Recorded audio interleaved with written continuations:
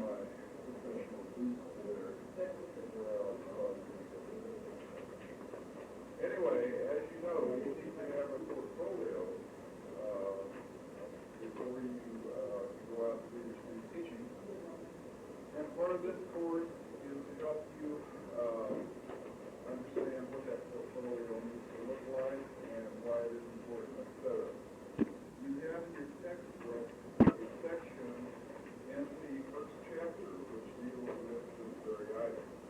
So, reading on the first chapter of your textbook.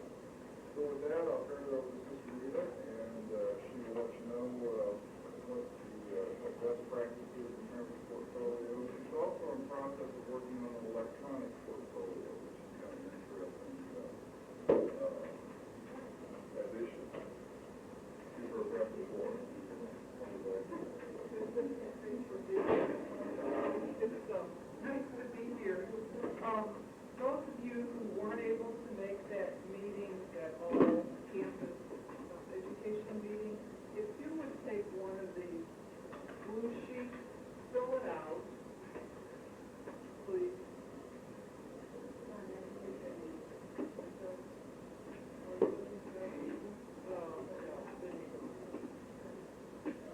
Just those of you who are not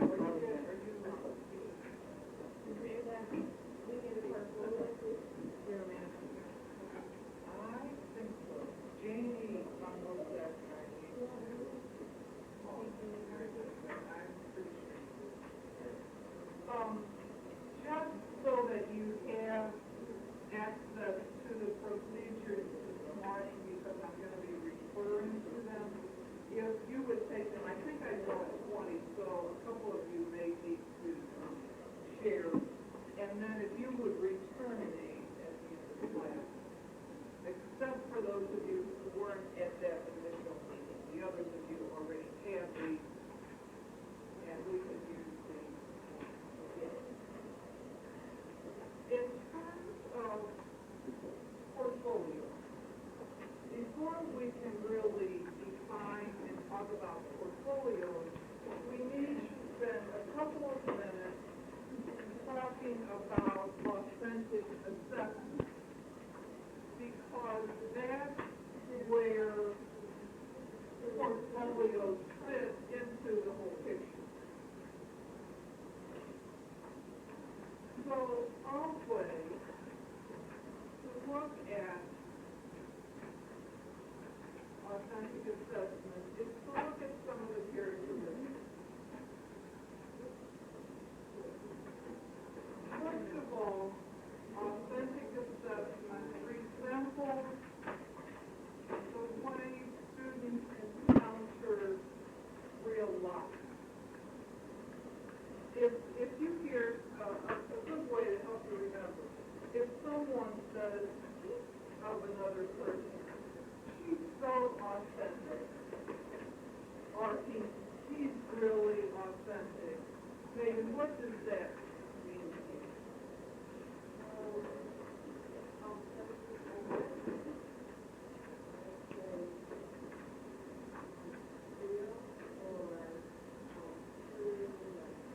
True, genuine, what you see is what you get. The person is authentic, not putting on airs, not pretending to be someone they aren't, just real. Remember that definition, then I think you can apply it to what we're doing here. So the student's going to encounter tasks or work that's related to real life. A second characteristic of authentic assessment is that both the teacher and the student constantly examine, collaborate, work together to determine what has been learned and kind of where do we go next? What's the next step that we need to take?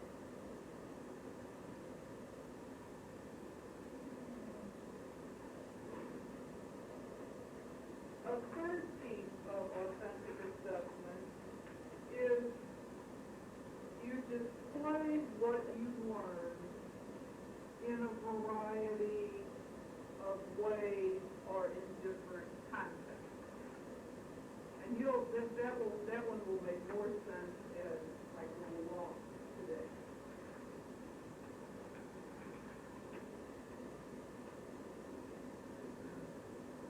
And finally, and this is my personal bias, but for me, I think the last characteristic is probably the most important. Authentic assessment provides collaborative reflection. And the word you want to star and underline, etc., is that reflection piece by both the teacher and the student. As Fontan would say, we prepare students to be reflective practitioners. So when you're in the classroom, when I'm in the classroom, we taught something, we step back and we say, now how did that go? What kind of job did I do? How could I do a better job? Okay, that in essence is authentic assessment. And portfolios then fit into that category. Now, if we have time, I'll come back and say a little bit more about authentic assessment, but let's see, I want to be sure that I cover this here.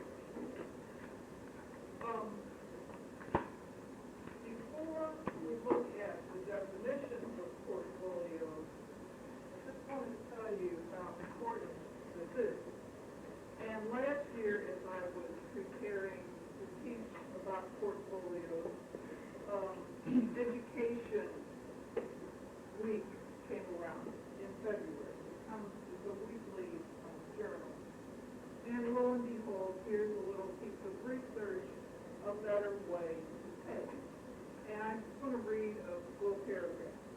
Starting this summer, which was this past summer, new teachers in Robbinsdale, Minnesota can look forward to an unprecedented opportunity, the chance to earn as much as $15,000 on top of their base salary.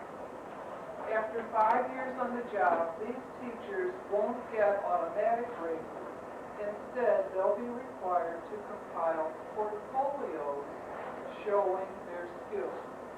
Teachers who earn top scores will be paid an additional $15,000. So my point is, portfolios are here to stay. You will do a portfolio to be accepted into the teacher certification program. When you're seniors, you will, in a sense, redo or re-look at that portfolio and make it a professional portfolio, which you will take with you for your interviews, for your job interviews. And then when you're standing in front of the class as a teacher, you will be working to help the children, the students in your classes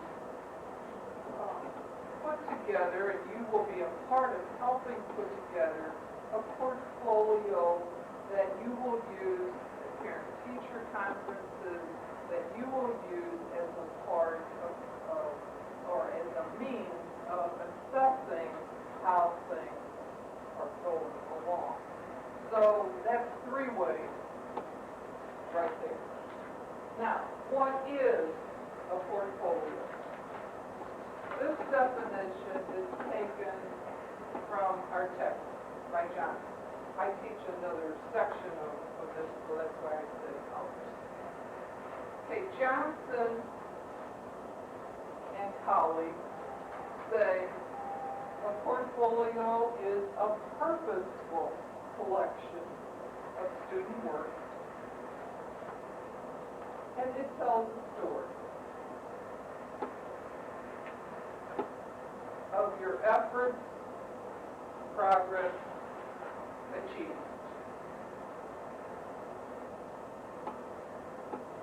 Obviously in certain areas, and we'll talk more about that in a minute. You'll have some choice in terms of what goes into the portfolio.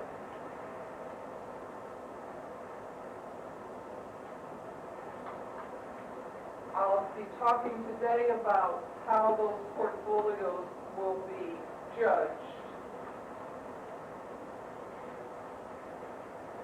And we will be looking for student self-reflection.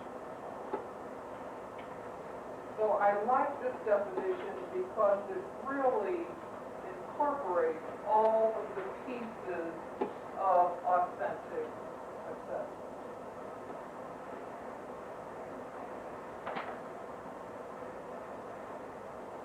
The second definition comes from this little book by Baptist, Portfolios Across the Curriculum and Beyond.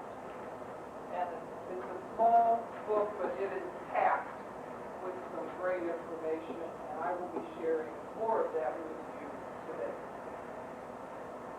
Baptist says a portfolio is a systematic and organized collection of evidence. So I'm not talking about that garage sale. I'm not talking about all of the stuff that you've ever collected from kindergarten up through college. No, we don't have room and time for all of that. But some pieces that you select very systematically and you organize well. So it's an organized collection of evidence used by the teacher and the student to monitor students' growth. And we're looking at knowledge, at skills, and attitudes.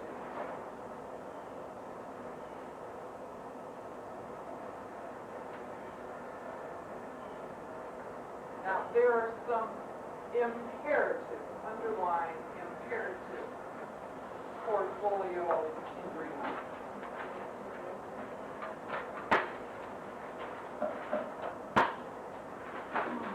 When you go down to the bookstore and you buy this notebook, in it will be guidelines. But as you begin working on your personal portfolio, what's the purpose for doing it? Now, obviously, one of the biggest purposes is to be accepted into the teacher certification program. So, for your first one, that's pretty much a given. But in addition to the purpose, there's an intent or some goals. So you want to think about, well, geez, I have to do this, I'm being very real about how I'm sure many of you must feel, because it's a big task. Like, well, I have to do it anyway, so I might as well do it well, and I might as well get something out of it. Kind of that what's in it for me. So what might be a couple of goals that you could think of? What's in it for you as you put this portfolio together?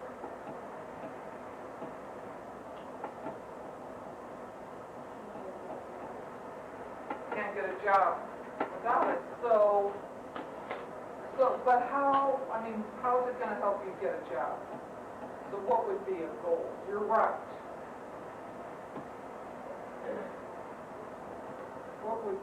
What's going to help you to get a job by doing this?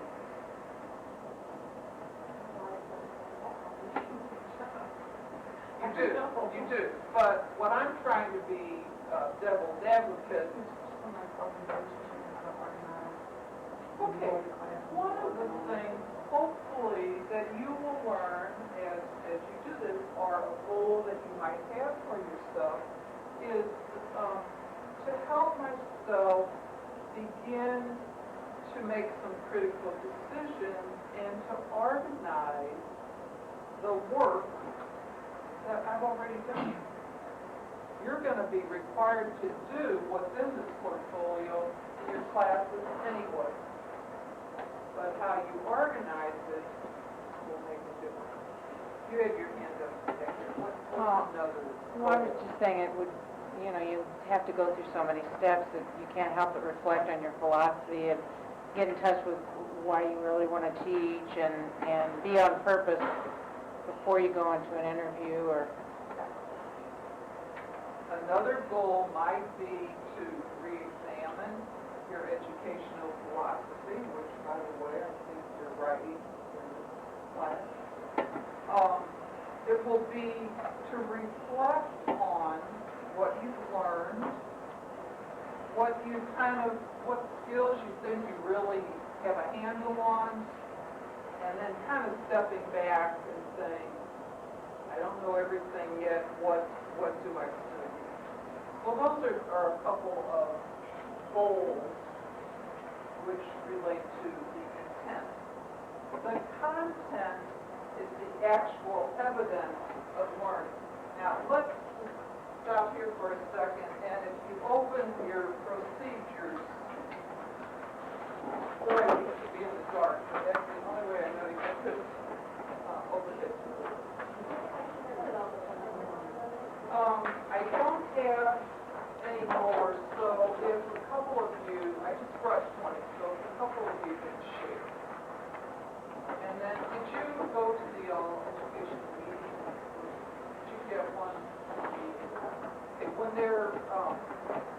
those who have them turn them in, you can just take one. Look at page 25.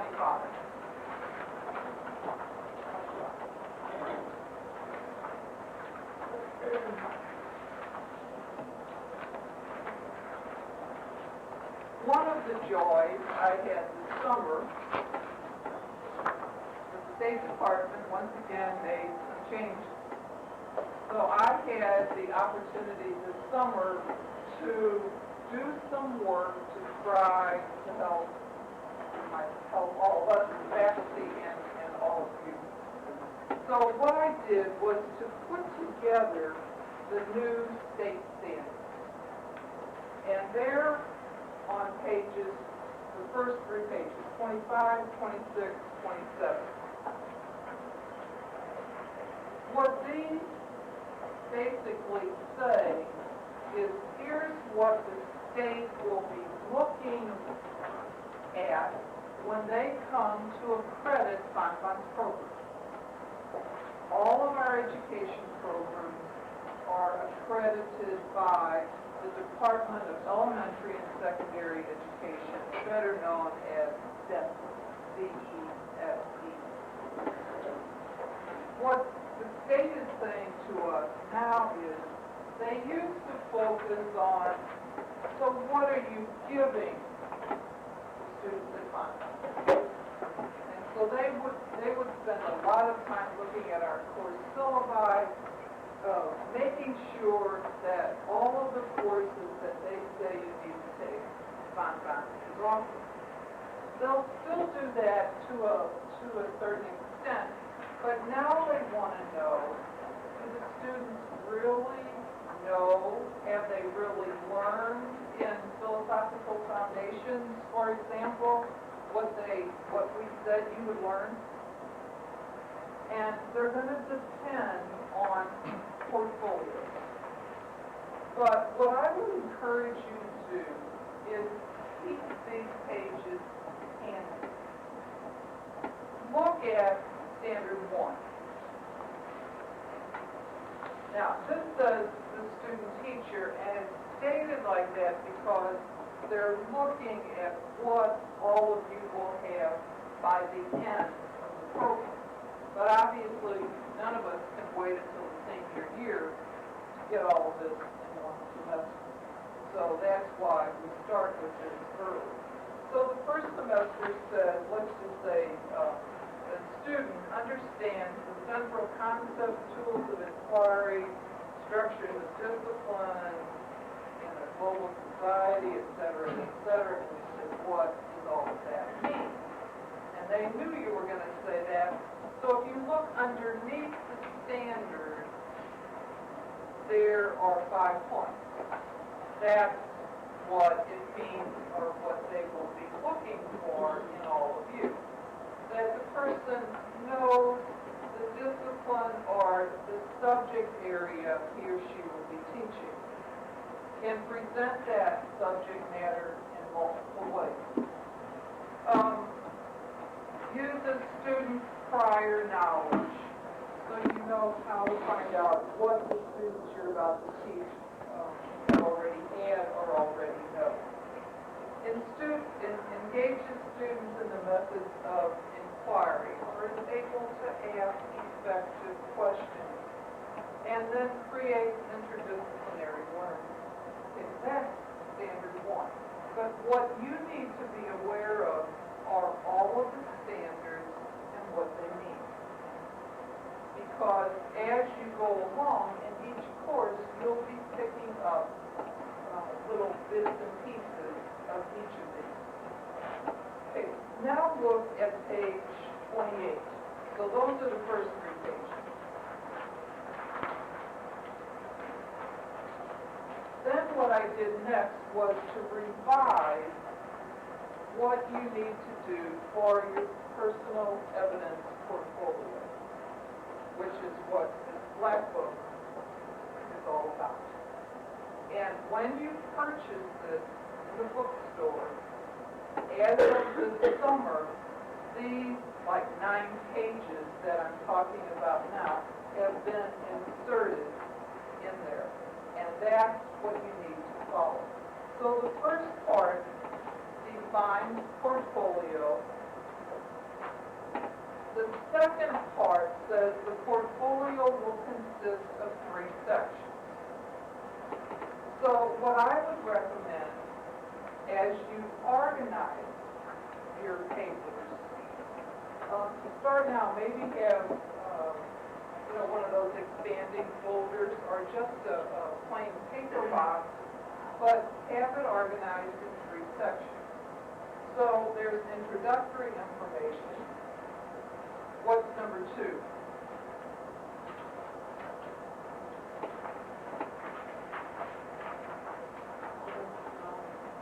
Evidence of knowledge and skills.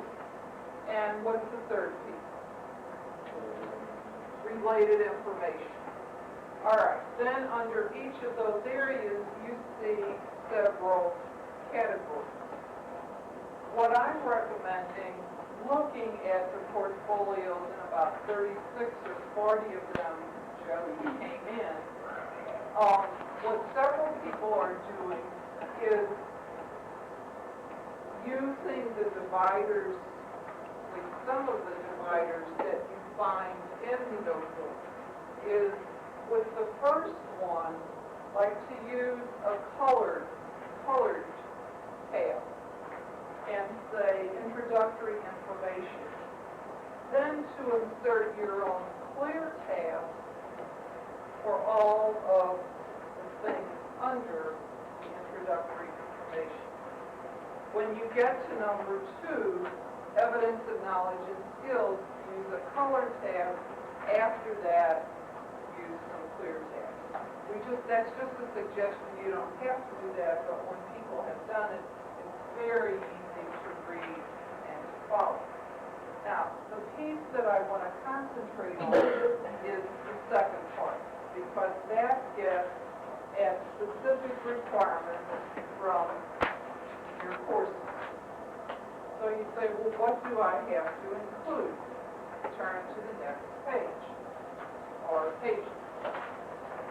What I did this summer was to check with the instructors for these courses to say, what do you want to require, or what will the students need to do in a specific course?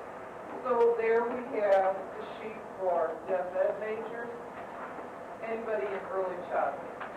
Okay, the following two sheets are for you. Elementary ed majors, middle school, secondary, special ed. So you find the areas that pertain to your major, and then it tells you that you need to select or to include 10 to 30 entries on part 2. Now, look, for example, at EDU 234, this class, this course, Philosophical Foundations of Education. And from this course, what will you include? Okay, your Philosophy of Ed paper. So knowing that ahead of time, you're gonna really want to put your best effort into that particular paper. In Psych of the Exceptional, you'll be doing a reflective essay on exceptional learners. In Methods of Teaching Reading, you'll be doing a directed reading activity or a lesson plan. Notice that in some of the courses, you're given a choice. You can decide which of those you wish to include. Okay, is that much clearer in terms of what needs to be included? Teacher tells us Yes, the teacher, exactly. In these courses will say, now this is, but you also need to be aware of that, and if the teacher somehow doesn't, then what do you do? The teacher doesn't say, and you've seen a specific thing should come out of that course, Lindsay, what are you going to do? AFK. A. Raise some questions. Now, is this the piece you're talking about for the portfolio? In some instances, some of the teachers have already said to me, I think I found something better since this summer that will fit what needs to be done. And I have said to them, simply say that in class, give the change to me, and the next time we run these, we will change what we're saying. Okay. The standards, what's positive and what's unacceptable. When you complete these notebooks, they're presented, they're turned in to the education office and taken to the teacher certification committee. That's made up of representatives from each of the areas of certification. And right now, I happen to be the person chairing that committee. Each of us take several of those portfolios and we review them. Now, the papers that you include, you must have made at least a C. And basically what we're doing this first round is making sure that everything that was asked for is included, that nothing's missing, and that you have an adequate reflection piece. I'm going to talk about that in just a minute. The last part is judgment, and that tells us what you've learned, which is what you include in the reflection piece. Okay, so those are the imperative ingredients of a portfolio. So let's look then at this reflective piece. Here's a couple of ways to think about your reflection. A simple way is to reflect, that you reflect on an action. In this class, the action is going to be, I have to write my philosophy of Ed paper. Then you reflect while you're writing that philosophy paper. And in this particular instance, you'll be completing an inventory that will help you look at different theories. And it's a very helpful piece to begin to raise some questions. And then after you've completed the paper, Dr. Freeman returns them and you say, oh my, I thought this was my best work, and look at all of this red stuff. What do I need to do now?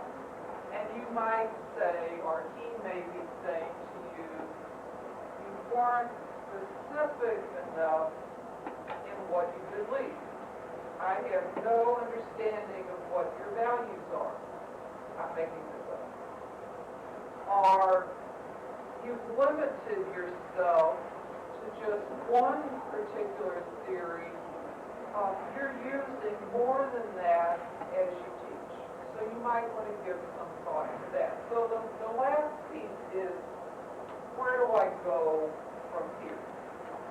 Now, another way to say the same thing is, why is this your best work? And by the way, in those, like on page 28, 29, no, I think it's on page 28, these questions are there in terms of what to address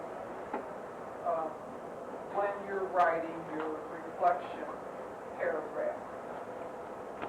How did you go about accomplishing this task? Which will say to those of us reading it, the person didn't just, it's not fly by night, no thought given, no research looked at, no textbook used.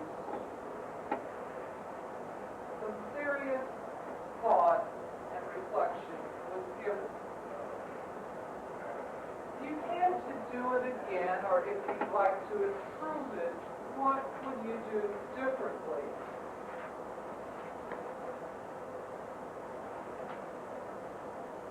And always, what's the next step?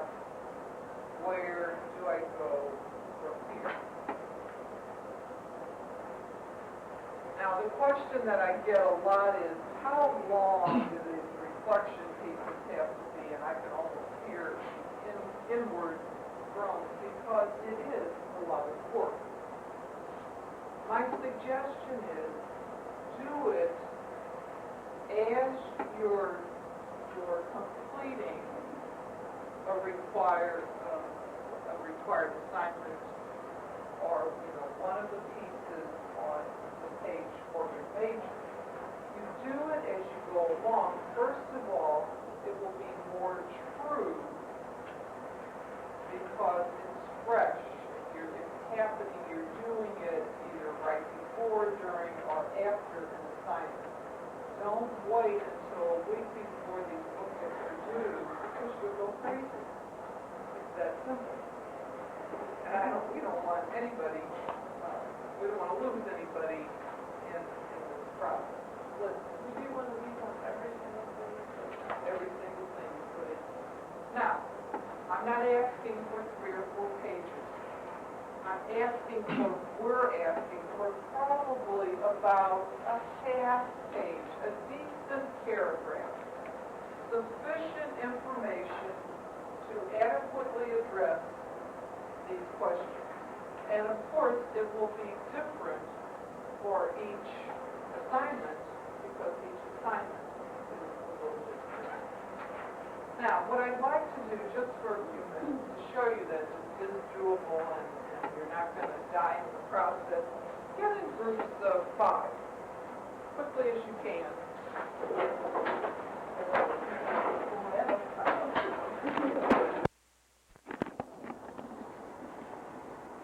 And again, looking at what changes, how could I make this better?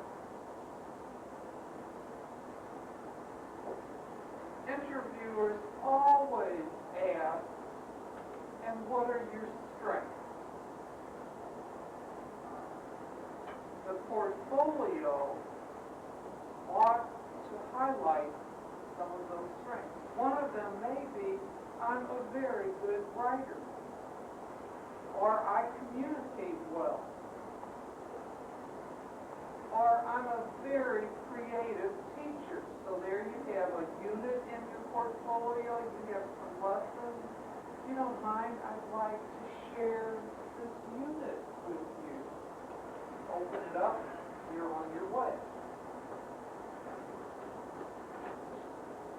What are your weaknesses, or what do you need to work on? Now, what if, because that question is one I don't know about you, but I always ask. Love asking that question. Why would I put somebody on the spot and say, well, what are your weak areas, or what area needs attention? What might be something one of you would respond to that kind of question? Yes. I've always been told that kind of question, you say something that could be contributing positive to. Like in my case, I always think too much, which can be good, but could also be negative. Okay, that's an excellent point. Did everybody hear what Rebecca said? She tries to put it in such a way that it has some good to it, but it could become negative. So one of the things I struggle with is saying yes too much. I love to get involved. I really enjoy everything I do, but sometimes I need to learn to say no so that I don't burn out. Excellent. Okay, one more example. A negative. Would anybody in here say, I really am a terrible speller, I always have been, and I always will be? True. Hey, you're shaking your head. Why not? I don't think so. That's a pretty important I'll say very important that any teacher either know how to spell or have the dictionary on the side. Okay, so you don't have to say everything. Find something that you can turn around to make good. One might be, I've really worked on spelling through the years, and occasionally I'm not sure of a word, but I have my dictionary right there, or I always use spell check, or I will have somebody check it out before I send a letter to parents. But what I've learned is I know how important that is, and I feel like I have become a pretty good speller. Okay. A couple other questions.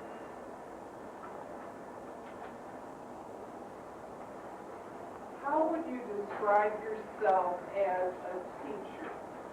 Now, your philosophy paper will be very helpful in doing that. But when you submit your application for student teaching, on the front page is describe yourself as a person. I'm telling you today, if you write it out or scribble it, and you have two little sentences, you can expect to get it back. Now, most people do a really nice job with that, but over the years, some people have just turned in stuff that I say, I'm sorry, this is going to the school where you need to teach. You need to know yourself better. You need to say it more clearly. You need to convince somebody that you're a good teacher. And just a couple of others. What have you learned about yourself at some point, when you're student teaching, we'll say, what kind of job is Bonbon doing? So you want to think about the strength of the program, what can we do to make the program better? To those, to that input, so that we can do a better job. Those are some of the main questions. I just wanted to spend a little time having you think about those now, so that as you go along, you can do a better job. Thank you. Rita, thank you, appreciate it. If you don't need that procedures packet, And sometimes like dessert, maybe dessert this week, just do two on the same time as dessert. They don't necessarily, I think I know what you're asking now, they don't necessarily go with the time that you're there, like you go once do observation 1, you go 2 do observation 2. They're due according to the syllabus, so if you need to observe one time this coming week and write 2 on the same time you're there, that's fine. Okay, Does that, okay, yeah, I'm getting there. that's where I got confused. You and I were talking about 2 different things. Okay, I think it would be, I think it would be really hard to do, like, to do a little try and catch up with homework. I figured out, when I started my observation today, and then if you do a paper a week, they would all line up in at the same time. Well, since you're just getting started this week, you know, take another week or so to catch up, because some people have been observing like 2 weeks already. So if you don't get caught up by next week, just try to do 2 when you can. See, some people are going for 4 or 5 hours a day. Some people are going for an hour, twice a week. You know, we recommended at the beginning that you spend 2 to 3 hours each time you go. If you're not doing that, then it puts you at a disadvantage, because you're not getting in enough time to do some of these papers. If that's the only way you can do it, it's your option, you know, there's going to be a little bit of a hardship on you there. Because if from the very beginning we thought it was better to do a block of time if you possibly could. Yes? On placement, what do you want by directions? If it's a school, I know where to go. I don't want anything. What school are you at? The high school? Yes. I don't need directions. I don't know where that is. Whoever has Pattonville Heights Junior High, though, I don't know where that is. So, and if any of you have I need the forms back. If you have it set up now, you've been there and you filled out the form, what days you're observing and all of that, make sure that you get those back. I only have 4 of those back. And if you're not set up yet, then hold on to it until you are, because then once I get that, I start to look at how to use my time to go out and see. Do you know, you only have 4 in your possession right now? Do you know if mine is 1? Okay, I thought so too, because I didn't have it, I thought, oh, I hope she has it. If I don't have it, it's okay. We'll just cut off 2 fingers on the right hand. You don't need it. Let's see, who do I have? I have Carol Batagas. I have Joanna Travis. I have Nick Westridge. And I have Carrie Wilson. And if I have more, I don't know it. Where would it be? Maybe in the folder? No, it seemed like that, because you had to talk to Mrs. Schultz. You know what I'm talking about, the form that had your... I figured out sometimes I wrote the dates down and everything. Okay, well, I'll keep looking if you think I have If it. not, I can, I went through everything this weekend, trying to get all these papers sorted, so I knew what was going on. And see, I was thinking you did because I got my observation, or the one that I had written, I got that one back, and it was with that, so that's why I assumed, since I didn't have to have it, I could fill out another one. well, don't worry about it. It's not a life or death matter. If I don't have it and I don't find it by next week, I'll give you a new one and we'll just All right, scratch it out in class. Okay? thank you. How about tutoring last Thursday? How'd it go? I see smiles. Yeah, Was it fun? it was fun, it went really well. Uh, The information that the teachers gave on the subject was really helpful, Good. because the student I know was really good in math, which was great for me, because I know nothing about It would help me too. And she said basically what she just needed me to do was just be supportive so she could finish her worksheet and then check her answers for her, which when she explained to me how to do the problems, then I could check her worksheet for her. And then I helped her a lot with science, which was one of the subjects that was one that I liked, so it was a good match. Good. Great. I have a science boy, and I have all sisters. So I'm not. So that's a really- wonderful experience for you. Well, I Yes, guess. it is, because you need to be able to work. So I'm with not them. really comfortable with it yet, but we kept going from place to place on Friday or Thursday. He wanted to go to the library, he wanted to go to Mr. Wolf's room, and this and that. And he always walked about 4 feet in front of me. So what we have to do then is we're not going places. We bring what you need with you, and we're not going places. We didn't have, I mean, it wasn't a problem going places, you know, but it just, he walked so far ahead of me, I felt like I was just a tag along. Okay, well, work with it. I mean, these are all learning things. Mrs. Goldberg called me this morning and said several students had come to her this week and said, oh, thank you for my nice tutor. So the students are really enjoying it. And the thing about tutoring is it's more of a self-esteem issue than it is a content issue. You know, they feel really special to have a college student working one-on-one with them. And a lot of times what tutors, in working with another tutoring program that I work with, the tutors often get a good feeling about themselves from it as well. So yes, we want to see their academics improve because that's the bottom line. But the way the academics improve often is getting better self-esteem, feeling better about themselves, and feeling better about trying to do the work more than you're giving them the tools they need to do the work. Does that make sense what I'm saying? Kind of a roundabout way to get to the academic part. So if you don't know how to do something that's in one of their assignments, you know, there's nothing wrong with just saying, my gosh, think how many years it's been since I've been in the 7th grade, 6th grade, or whatever they are, and I've forgotten all about this. Let me think about it. Or why don't you ask your teacher this specific question or give a suggestion that they might get some information. So don't feel embarrassed if it's like the math or whatever that you didn't know exactly how to do it. There's no need for that. You can say, gosh, your tutor needs help too, so we'll get a tutor for the tutor. Well, actually, that relaxed her a lot more because she was really, really shy when she got into explaining to me and she was doing more algebra. I mean, it really seemed to relax her and she felt, I think, more comfortable with me. And sometimes there's what's called talk aloud problem solving. It's being the person that sits there and let them go through the steps. Speaking out loud about it really is powerful in their own learning. It's a real good technique, and it causes them to think about what they're doing, and just having them talk out loud about where they think they are and what they think the answer is and where to go to get it and things like that is really, really worthwhile.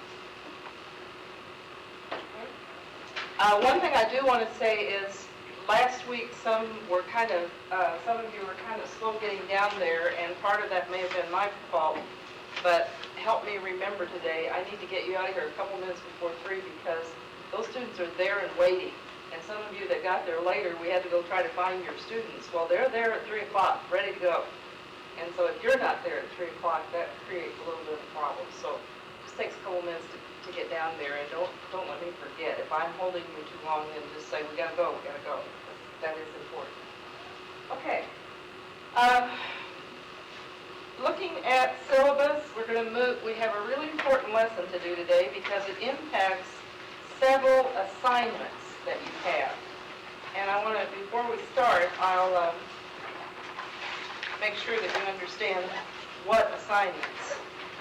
On page 8 of your syllabus, you have some assignments, and they're also woven into the other part of your syllabus. So if everybody could look there for just a minute. What we're going to do today will prepare you for 3 assignments. And that's assignment 4, 5, and 6 on page 8. I spread them out when they were due. A couple of them are actually due the same day, which I'll show you why as we move through the lesson today. And one of them due a little bit later. I would advise you after today's lesson to work on them as quickly as you can while it's fresh in your mind. I only did that because I tried to space it out with your observations you're writing so that you didn't have all these written assignments due at the same time. But I would recommend, we're not really going to address these issues later. What we do today is to prepare you for those 3 assignments. Now, I made them due later just to give you some time to work them in. Does that make sense? Rather than try to write your observations and write these and everything. But they're really not that difficult, and I would recommend that if today's lesson makes sense to you and you do well with it today, as soon as you can work on it, go ahead and start trying to get some of this done while it's fresh in your mind, because we really won't be coming back to this issue as far as a formal lesson again. Make sense? Okay, so your motivation today, I hope, is that when we get through today, you'll be able to know what I want in terms of instructional objectives to write, a lesson plan to write, and some questions to write. That's what we'll be able to do. Last week, we worked on the Madeline Hunter lesson design, and I have a mnemonic for you today. You know what a mnemonic is? Okay, what if I said to you, every boy does fine? Every good boy does fine. What did I just tell you? The lines on a musical staff. What if I said the word homes? What does that mean to you? Nothing. What does it mean to anybody? Great Lakes. So the mnemonic for the Great Lakes. Huron, Ontario, Michigan, Erie, Superior. Homes. Okay, a mnemonic for the parts of lesson design is an old Indian who made corn grow in Colorado. If you can remember that saying, you can remember the parts of lesson design, because A stands for what? Anticipatory set. Second thing in the lesson design that we learned was O. What was that? Objectives. What was I? Input. What was M? Modeling. See if you can remember. What was C? It's actually more than one word. Good. Checking for understanding. G, 2 words. Guided practice. I, independent practice. C, last thing you do. Closure. Okay. A for anticipatory set. O for objectives. I in Indian for input. M is for modeling. C is for checking for understanding. G is for guided practice. I is for independent practice. And C is for closure. Does that make sense? How we use something like that to help us recall things? How many of you develop your own when you're memorizing a list for a test and you memorize initial letters or make a word or just the letters so that you can recall things you might have to list on a test? Now, in chapter 2 of your textbook, which is what we're going to finish up with on today, it had quite a bit of information about a variety of things, and I don't have time to go into a lot of detail, but that is a wonderful reference book.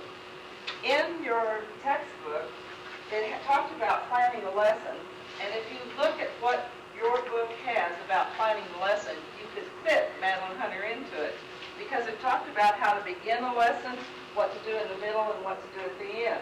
Well, all the parts of the Madeline Hunter lesson design fit into that kind of thinking. Because at the beginning, you're going to have an anticipatory set to get students hooked, tell them what they're going to be able to do, which is your objective, and then the middle of your lesson is your input, modeling, and check for understanding that may go around in a circle. You may give a little input, a little modeling, check to see if they got it so far, do a little more input, do a little modeling, check to see if they've got it, etc. And then at the end of your lesson, you're going to have some kind of a homework assignment or an activity or performance, something that they do independently that could be homework, and then you close your lesson. And I recommend you bring closure every day if you're not through the entire lesson design. Sometimes it takes 2 or 3 days to get moved through a lesson design. Sometimes it takes 20 minutes to do a lesson design. Depends on what kind of work you're doing. Your book also talked about the things that are important of putting pizzazz in your lesson, the use of your voice, your nonverbals, speaking on modalities. I believe we addressed that once about your verbs that you use. Look at how we do this. Listen to how we do this. Let me show you how we do this. Let me model this for you.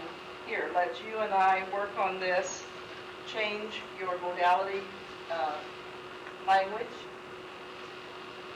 Homework, your book gave a lot of ideas on how to do creative homework assignments.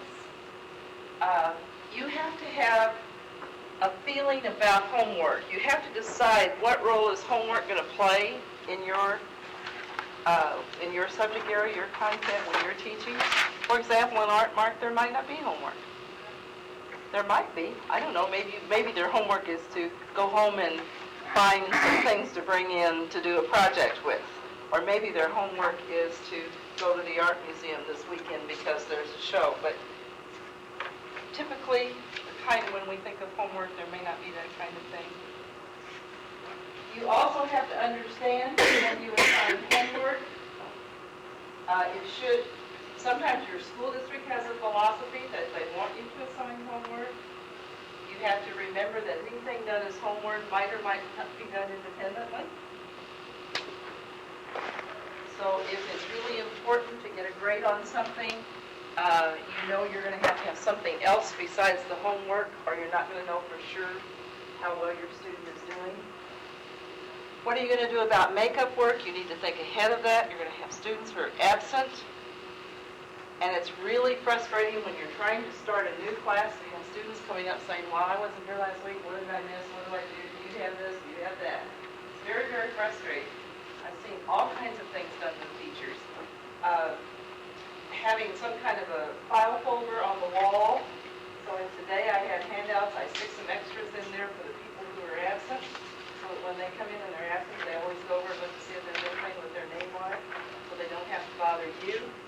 I had teachers I observed that kept logs on their desk in kind of a steno-type pad, spiral pad, where they just jotted down assignments and things that were done, and they left it right there. The students who were absent knew they could come in, go to the teacher's desk, look at that book, write down the assignments.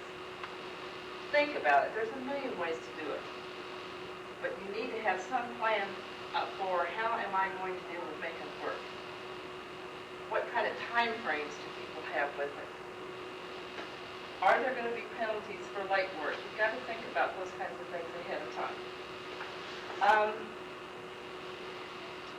Now where I'd like to go is in lesson design. I have a packet of material for you today. When we're talking about setting objectives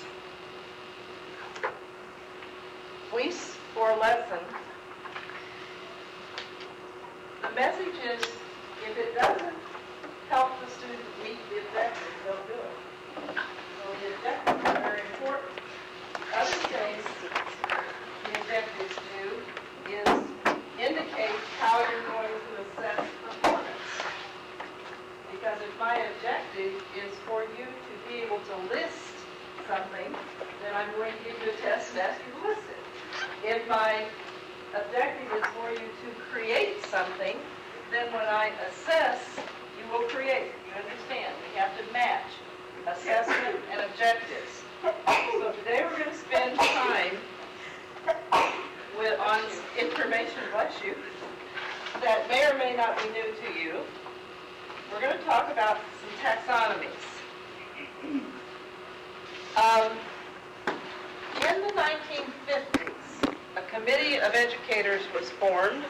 The chair of the committee was Benjamin Bloom, and that committee was charged with the task of setting up taxonomies that describe how we learn. And that was quite a challenge.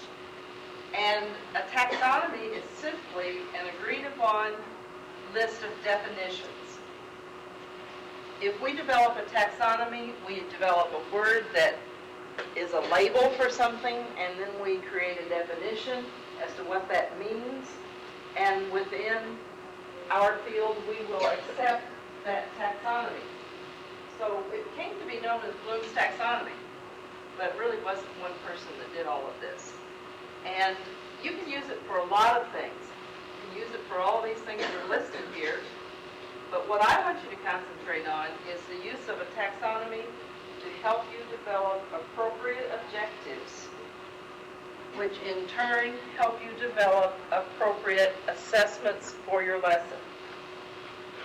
I want you to start making the connection between your objectives of the lesson and the way you assess whether or not students have learned. We'll try to tie that together. Actually, there are 3 domains of learning, and you have all these on your handouts. You don't have to write them down. There's the cognitive domain, there's the affective domain, and there is the psychomotor domain. Another way to look at it, I think this was written up here last week, but this is exactly what I'm talking about. When we decide to set objectives for a lesson, we can look at it in terms of what do we want the students to know. That's cognitive domain. What do we want them to be able to do? Could be the psychomotor domain.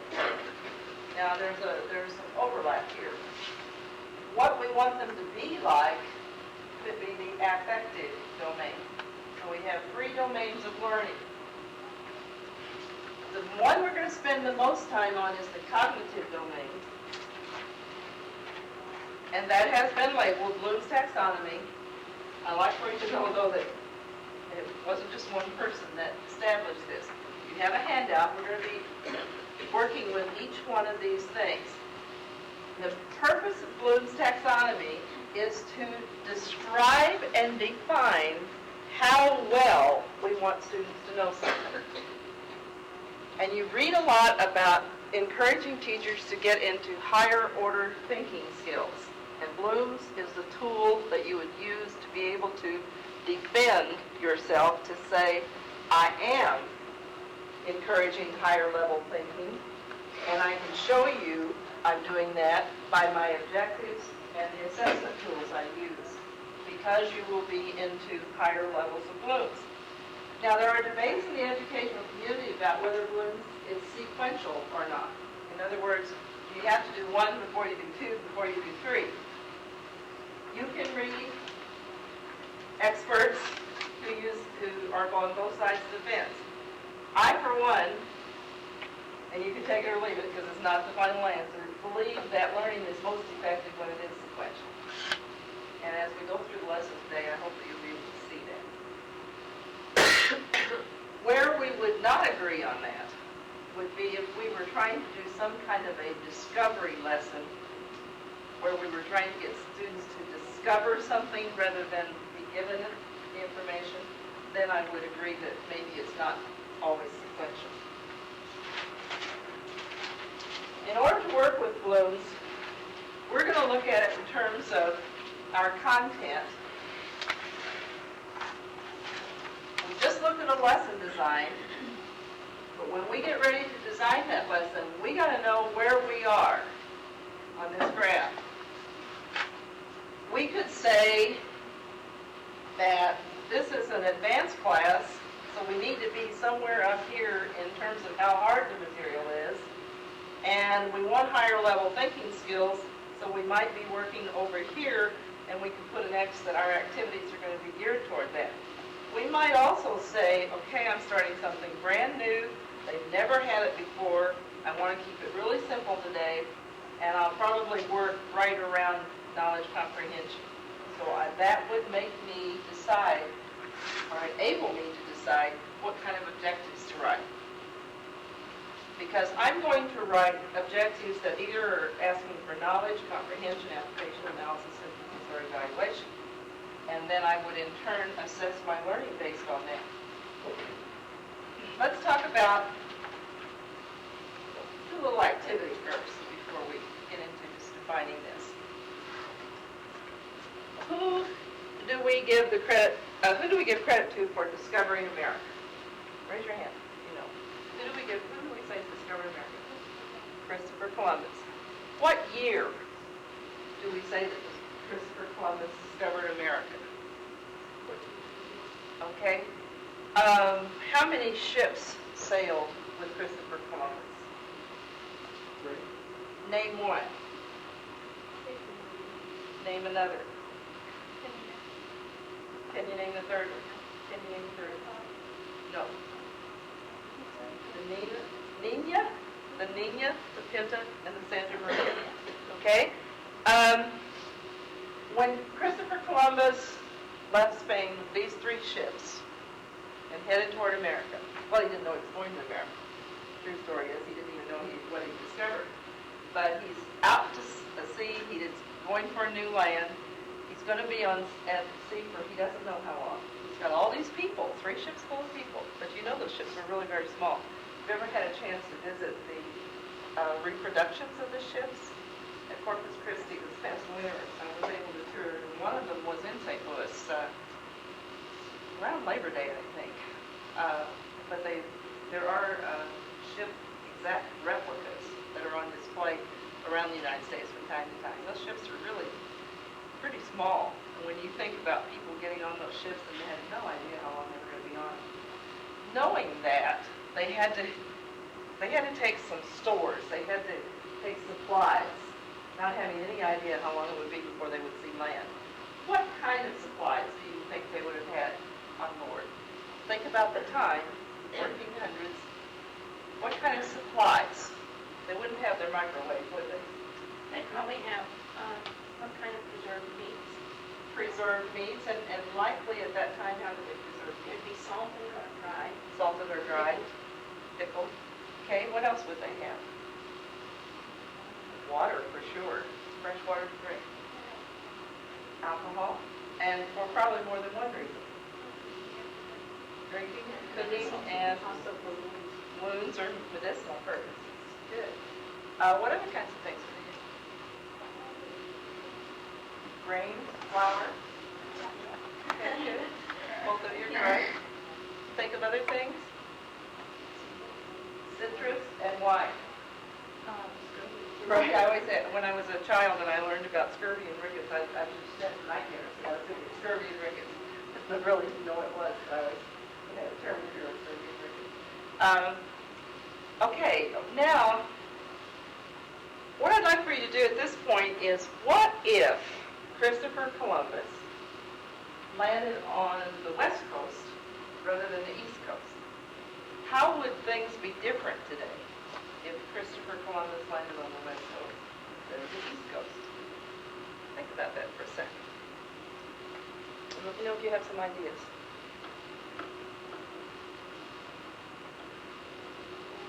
Got an idea? what are the names, without the names and the origin of everything, would not be the same. Correct. Our concept of our nation as the boundary of life, the names and the boundaries within. What might we be eating at Thanksgiving? What do you think? Fish. Probably. Yeah. Could be. Who knows? Tacos maybe. I don't know. What are some other things? Yes. What if the English didn't get a chance to colonize here? What if it wasn't the French? What if it was like the Chinese or somebody?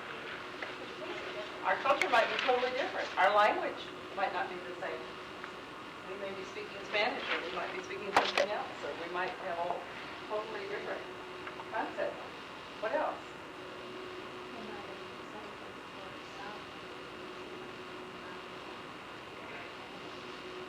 Excellent. And why is that a real possibility that could have happened? What would they have encountered very quickly? Mountains. You know, they would have encountered the Rocky Mountains, and that would have been that's a long time going from the opposite direction to conquer the mountains. If you've ever been in that area and visited some of the museums and things are there, the Donovan Pass and things like that. Okay, what I have just done with you is made a real fast trip through balloons. Okay? What I started out asking you were pretty simple questions. Would you agree? There was really only one answer. There was no discussion. What's the name? Christopher Columbus. What's the year? 1492. What are the 3 ships? There's no debate about that. Okay? That's at the lowest level of knowledge or learning. As I made a jump then, when I talked about what kind of stores do you think they would have had, and that was at least applying your learning and analyzing your learning, because you had to take a lot of things into consideration. You had to take into consideration the time, the 1400s, what was available, what's not available then that's available today. So that was a higher level thinking. But where did you have the most fun in your thinking? At the end, maybe? Because you got to, there wasn't any right answer. We could say pretty much what we want because we're synthesizing. We're really high up. We're evaluating and synthesizing because we had to know a lot of things in order to make educated guesses about what our world might be. But it should feel free to talk about it because we don't know. There's no answer to that question. So we could be very creative about how we answer. Now my challenge to you is if you stay down there at the who's, the what's, the when's, and don't get into higher level thinking with your students, learning is very boring. Okay? So that's the challenge. Let's describe, define, and I know some of you have had this before, but if you're like me, I studied blooms quite a bit before I got real comfortable with it. So even if you've had it before, it doesn't hurt to go over it again. The first level of blooms is the lowest level of knowledge, and that is called knowledge, and it means that you're going to give back exactly what was in the book or what the teacher gave you. When I use the Columbus story, the years, the names, and all that, that's knowledge. It means that I can define and give you information back the very same way you give it to me. Does that make sense? That's kind of rote memorization. There's no room for a variety of answers or variation in answers.